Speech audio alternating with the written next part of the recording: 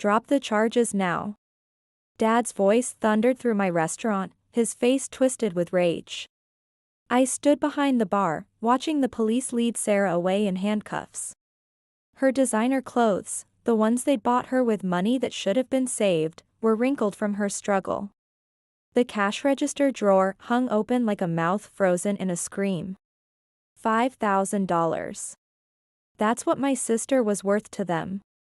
I'd built this place from nothing, brick by brick, dream by dream. And they expected me to let her destroy it all because she was the golden child. No, I said, my voice steady despite the tremor in my hands. She made her choice. Mom's makeup ran down her cheeks in black streams.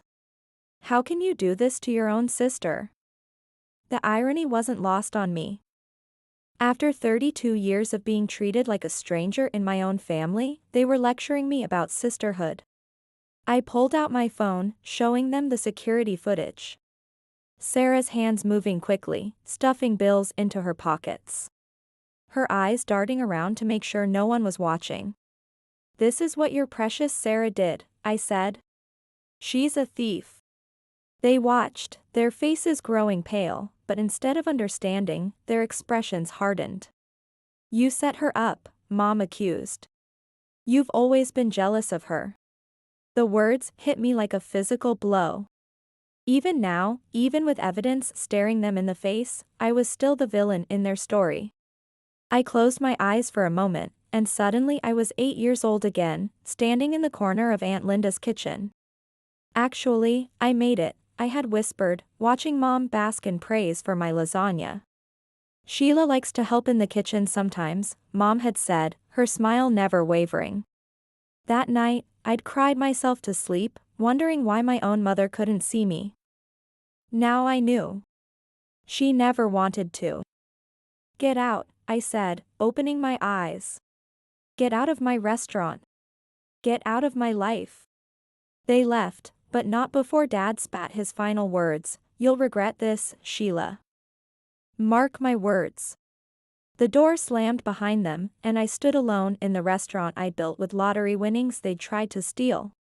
The silence was deafening. But for the first time in my life, it felt like peace. Let me tell you how I got here. How the girl they called the mistake became the owner of $1 million restaurant chain. How the daughter they forgot learned to forget them right back. It started 32 years ago, with a pregnancy my mother never wanted. I was young and stupid, she used to tell anyone who'd listen. Head over heels for some guy who couldn't keep it in his pants. That guy was my father, though she never mentioned that part. The way Mom told the story, I just appeared one day like a tumor, unwanted, unexpected, and impossible to remove. Both sets of grandparents shut down any talk of alternatives. Back then, you didn't raise children alone.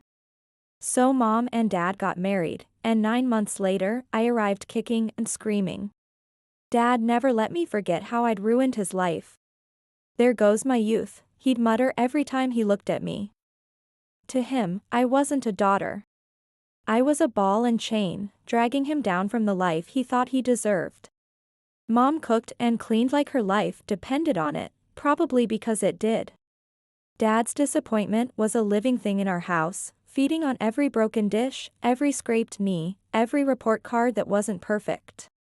I learned to tiptoe around his moods, to make myself small and quiet. Sometimes I wondered if I could disappear entirely, would they even notice? Then Sarah arrived, and I got my answer. 10 years after my disastrous entrance into the world, Sarah came along. The planned baby. The wanted baby.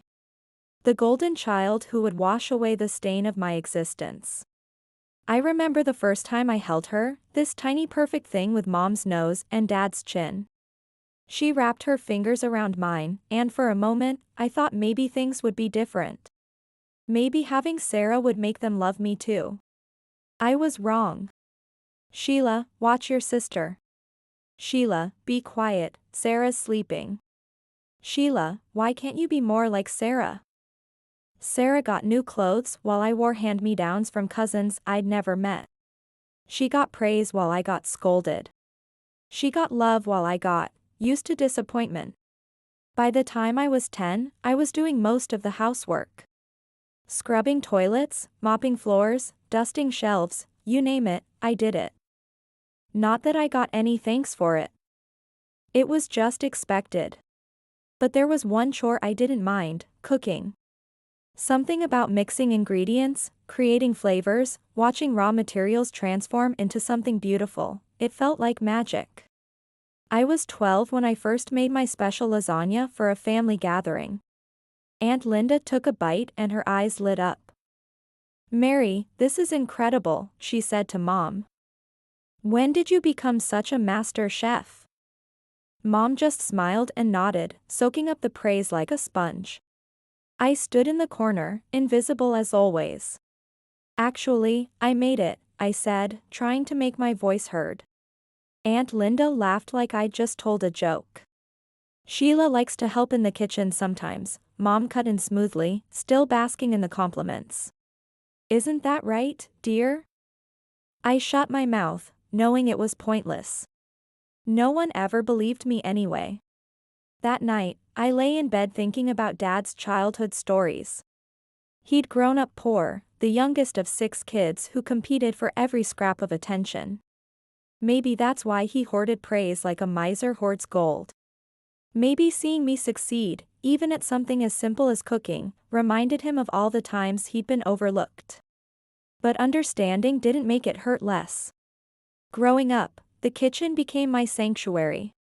While Sarah got showered with attention and gifts, I found solace in pots and pans. By the time I hit high school, I could whip up a pot roast that even Dad couldn't complain about. "Not bad," he'd grunt, shoveling food into his mouth. Coming from him, that was high praise. But it wasn't just about feeding my family. I had bigger dreams. Every night I'd close my eyes and picture it, my own restaurant, bustling with happy customers, all of them savoring my creations.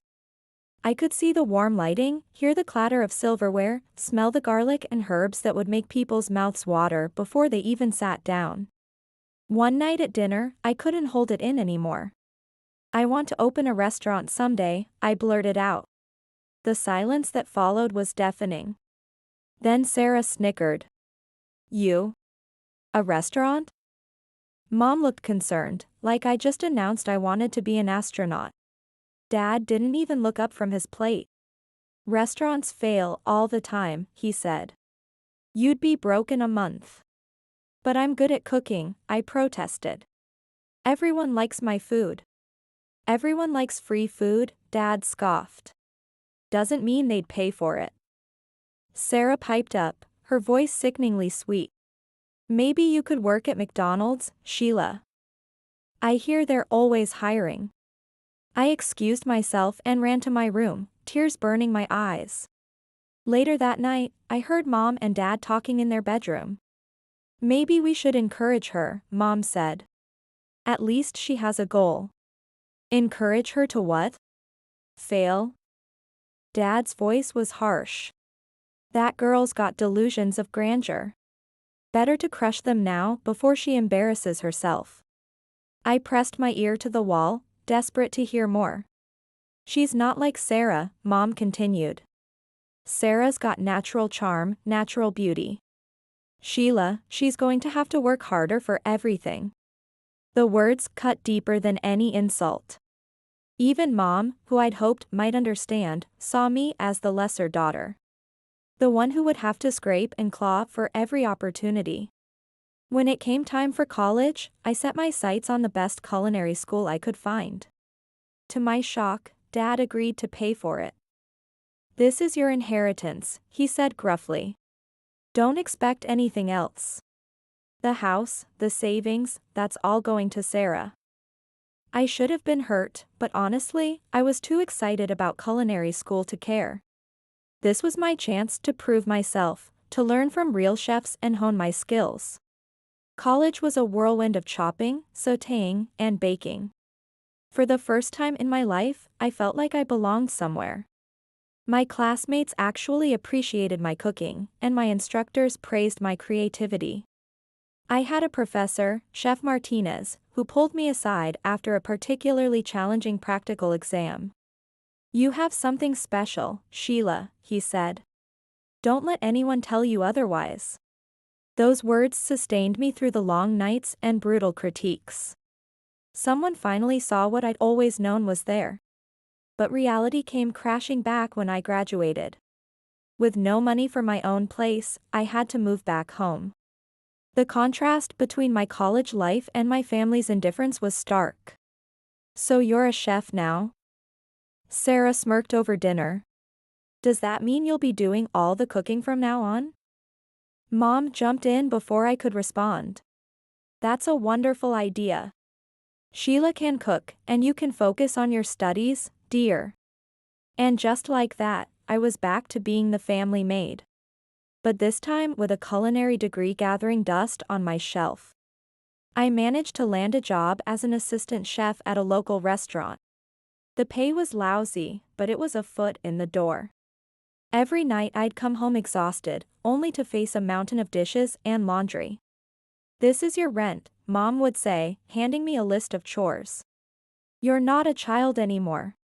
You need to contribute." But I didn't let it break me. Every spare moment, I was planning, dreaming, scheming. I knew that someday, somehow, I'd have my own restaurant. And when that day came, I'd show them all what Sheila was really capable of. 2 years crawled by, each day a carbon copy of the last. I cooked, I cleaned, I worked my ass off at the restaurant, and I watched as Sarah continued to be showered with everything I'd ever wanted. The day Sarah started high school, Dad came home with a beaming grin on his face. "Sarah, honey," he called out. "Come see what I got you." We all trooped outside. There, sitting in our driveway like some kind of shiny insult, was a brand new car. "A car? But I can't even drive yet," Sarah said, her eyes wide. Dad laughed, tossing her the keys. "You will soon enough. My girl deserves the best right from the start."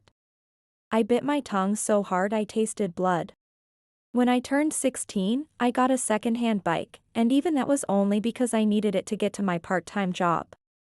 It didn't stop there. Every week, there was something new for precious Sarah. The latest iPhone, a MacBook Pro, designer clothes. They even renovated her bedroom, turning it into something that looked like it belonged in a luxury hotel.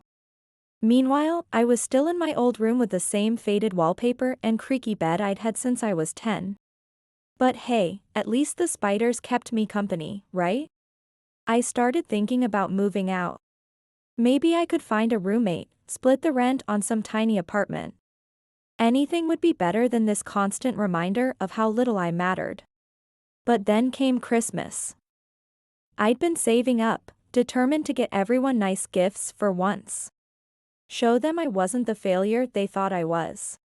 I ended up buying lottery tickets for everyone. Not the cheap scratch-offs, but tickets for the big jackpot. Christmas morning came, and I handed out the envelopes, trying not to look too eager. Mom opened hers first. Her face fell. "Oh. Lottery tickets." Dad snorted. "What is this, a gas station gift?" Sarah didn't even bother opening hers. She just rolled her eyes. "Gee, thanks, Sheila. Real thoughtful." "Well," Mom said, her voice sickly sweet, "I guess since Sheila didn't really get us anything, she won't be expecting any gifts either. That seems fair, doesn't it?" I felt a lump forming in my throat. Without a word, I snatched the lottery tickets from Dad's hand. "You know what? I'll take them. Merry bloody Christmas." I stormed out, ignoring their shocked faces. Screw their family dinner. I texted my coworker Jen, "Hey, you still at the restaurant? Mind some company?" An hour later, I was sitting at the bar of the closed restaurant, nursing a glass of cheap champagne with Jen. As the night wore on, Jen and I traded stories about horrible families and crushed dreams. It wasn't exactly a Hallmark Christmas, but at least I felt less alone. A few days later, I was at work as usual. During my break, I reached for my phone. There was a missed call from an unknown number. Probably just another scam, I muttered, tossing the phone aside. But then it rang again. Same number. Curiosity got the better of me, and I answered. Hello? Is this Sheila Thompson? A cheery voice asked. Yeah, Who's this? This is Linda from the State Lottery Commission. I'm calling to inform you that you're holding a winning ticket. I almost dropped the phone. What? Are you serious? Absolutely. One of your tickets matched all the numbers in the Christmas drawing. After taxes, your winnings come to $690,000. The world spun around me. In a daze, I headed home, my mind racing. This was it. My chance to finally open my own restaurant, to show everyone what I could do. I burst through the front door, unable to contain my excitement. They were all sitting at the kitchen table, looking at me like I'd grown a second head. You won't believe what happened, I said. I won the lottery. One of the tickets, the one I was going to give Mom, it won $690,000 after taxes. For a moment, there was stunned silence. Then Sarah's shrill voice cut through the air. That money belongs to us, she screeched. You bought those tickets as gifts for Mom and Dad. Anything that belongs to them belongs to me. I felt like I'd been slapped. What? No, they gave the tickets back to me. They're mine. Mom and Dad exchanged a look. Sheila, Dad said slowly, be reasonable. You live under our roof. You owe us. Now hand over that ticket. We'll take care of everything. I took a step back, my hand instinctively going to my pocket where the ticket was. No, I said, surprising even myself with how steady my voice was. This is my ticket, my win. I'm going to use it to open my own restaurant. Dad's face turned an alarming shade of red. Now you listen here, young lady, no, you listen, I shouted, years of pent-up frustration pouring out. I've spent my whole life being treated like a second-class citizen in this family. Well, not anymore. This is my chance, and I'm taking it. If that's how you feel, Mom said, her voice icy, then you can get out of this house. Now. I stared at them, these people who were supposed to love me unconditionally. In that moment, I saw them clearly for the first time. Dad, whose own father had never praised him, passing down that legacy of emotional starvation. Mom, who had married too young and spent 30 years resenting the life she'd been trapped in. Sarah, who had been taught that the world owed her everything simply for existing. They weren't evil. They were broken. And they'd been trying to break me too. Fine, I said, my voice barely above a whisper. I'm gone. I stormed up to my room, threw some clothes and essentials into a bag, and walked out. They watched me go, probably thinking I'd come crawling back in a day or two. They couldn't have been more wrong. My first stop was the lottery office to claim my winnings. Then I headed straight to a real estate agent. I need an apartment, I told the surprised agent. Something available immediately. By that evening, I was sitting in my very own place. It wasn't much, a small one-bedroom in a decent part of town, but it was mine. All mine. As I sat on the floor, I hadn't had time to buy furniture yet, eating takeout and scrolling through restaurant equipment catalogs on my phone, I felt something I hadn't felt in years. Hope. First things first, I needed a solid business plan.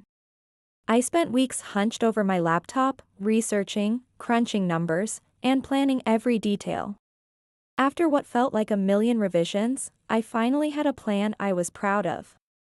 Next step, location. I scoured the city looking for the perfect spot.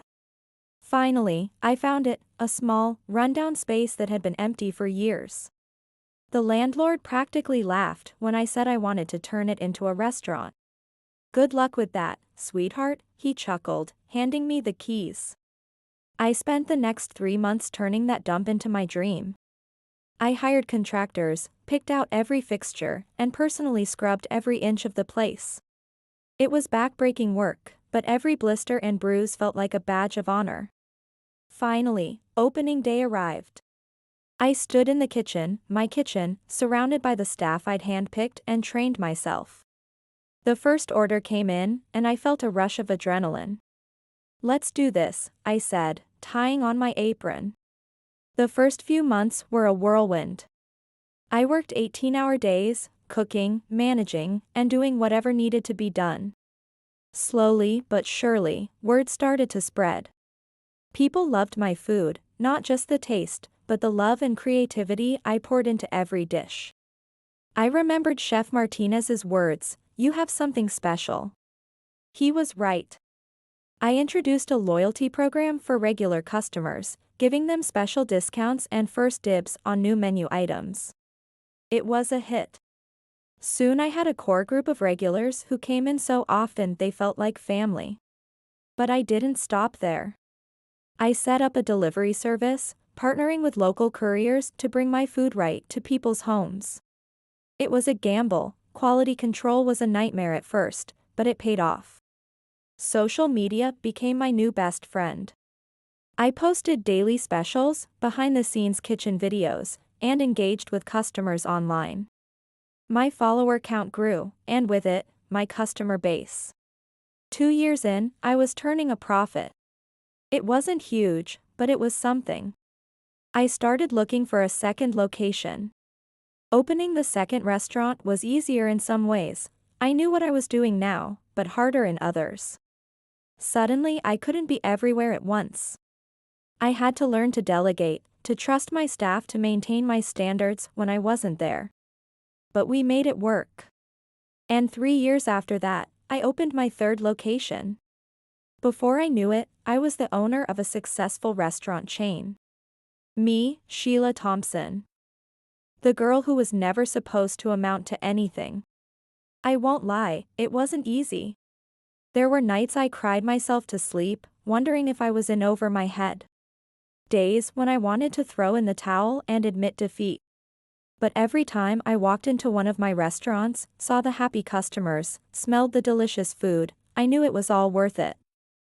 It was just another Tuesday. I was in my office, going over the books from my newest restaurant, when my phone rang. I glanced at the screen and froze. It was a number I hadn't seen in years. Home. For a moment, I considered letting it go to voicemail. But curiosity got the better of me. "Hello?" I answered, my voice cautious. "Sheila." It was Mom. "Look, I know we've had our differences, but we need your help. It's about Sarah." Of course it was. It was always about Sarah. "What about her?" I asked, trying to keep my voice neutral. Dad's voice came on the line. "She's in trouble, Sheila. She lost her job, they're accusing her of theft, and now no one will hire her. We were hoping you might have a position for her at one of your restaurants." I almost laughed. After everything they'd put me through, they had the nerve to ask for a favor. But then I thought about Sarah. Despite everything, she was still my sister. "Let me talk to her," I said. Sarah came on the line, her voice small and scared. "Sheila? I'm sorry for everything. I really need help." I closed my eyes, took a deep breath. "Okay," I said finally. "I'll give you a job. But listen up, there's no special treatment. You screw up, you're out. Got it?" "Yes, thank you, Sarah gushed. The next morning, Sarah showed up right on time, looking nervous but determined. I put her to work as an administrator, starting her with basic tasks and slowly increasing her responsibilities. To my surprise, she seemed to take it seriously. She was attentive during training, asked good questions, and didn't complain about the work. One night, as we were closing up, Sarah broke down. "I need to tell you the truth," she sobbed. I didn't steal anything from my last job. My boss, he tried to force himself on me. When I refused, he fired me and spread rumors that I was a thief.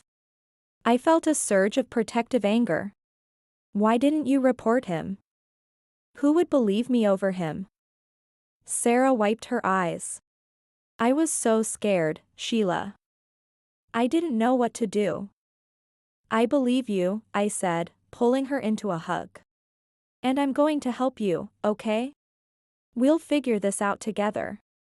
Over the next few weeks, I threw myself into teaching Sarah everything I knew about running a restaurant. She soaked it all up like a sponge, eager to learn and prove herself. As I watched her confidently handle a rush of customers, I felt a mix of pride and unease. Sarah was proving to be a quick study and a hard worker, but a nagging voice in the back of my head warned me not to let my guard down completely. At first, everything seemed perfect. Sarah threw herself into her work with an enthusiasm I'd never seen from her before. She was always the first to arrive and the last to leave, taking on extra shifts and volunteering for the toughest tasks. But then whispers started reaching my ears. At first, I dismissed them as petty workplace gossip. But as the days went by, the whispers grew louder, more insistent. Boss, Marco, my head chef, pulled me aside one day. I think you need to know something. Your sister, she's been saying things. Stirring up trouble. I felt a chill run down my spine. What kind of things? Marco looked uncomfortable. She's been telling people that we're underpaid, that you're hoarding all the profits for yourself. She's even suggested we should go on strike. I couldn't believe what I was hearing. That's ridiculous. You all know how tight our margins are. I've always been transparent about the finances. We know, boss, Marco assured me. None of us are buying it. But there's more. He went on to tell me how Sarah had been claiming that the restaurant rightfully belonged to her, that I had somehow cheated her out of her share of the family money. I felt like I'd been punched in the gut. After everything we'd been through, after I'd given her a second chance, this is how she repaid me? I confronted Sarah that evening, my hands shaking with anger and disappointment. What the hell do you think you're doing? I demanded. Sarah's face was a mask of innocence. What are you talking about, sis? I laid out everything I'd heard. To my shock, Sarah just shrugged. Oh, that, she said casually. I was just testing the staff's loyalty, you know? Making sure they wouldn't turn on you. Looks like they passed with flying colors. I wanted to believe her. God, how I wanted to believe her. But something in her eyes, a glint of something cold and calculating, made me hesitate.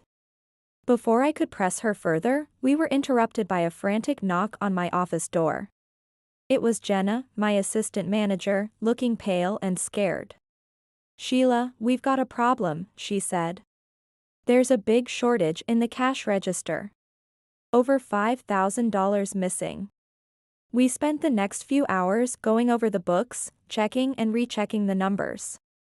There was no mistake. A significant amount of cash had vanished. Only 3 people had access to that register, Jenna, Marco, and Sarah. I'd known Jenna and Marco for years. They'd been with me from the start, through all the ups and downs. I trusted them with my life. As if reading my thoughts, Sarah sidled up to me. You know, she said in a low voice, I've noticed Jenna staying late a lot lately. And she did just buy that fancy new car. As I watched her walk away, I knew I had a decision to make. I couldn't ignore this. Too much was at stake, my business, my reputation, the livelihoods of all my loyal employees. Late one night, after everyone had gone home, I installed hidden cameras around the cash registers. It felt wrong, like I was betraying my staff's trust, but I had no choice. For days, I watched hours of mundane footage, my eyes burning from staring at the screen. And then, on the 4th night, I saw it. Sarah, moving quickly and furtively, opened the register. Her hands darted in and out, stuffing wads of cash into her pockets. My heart sank. I didn't confront her. I couldn't. Instead, I called the police. The next day, as Sarah was finishing her shift, 2 officers walked in. The look on her face when she saw them, shock, then anger, told me everything I needed to know. She thrashed around, knocking over tables and sending dishes crashing to the floor. "I deserve this money," she screamed.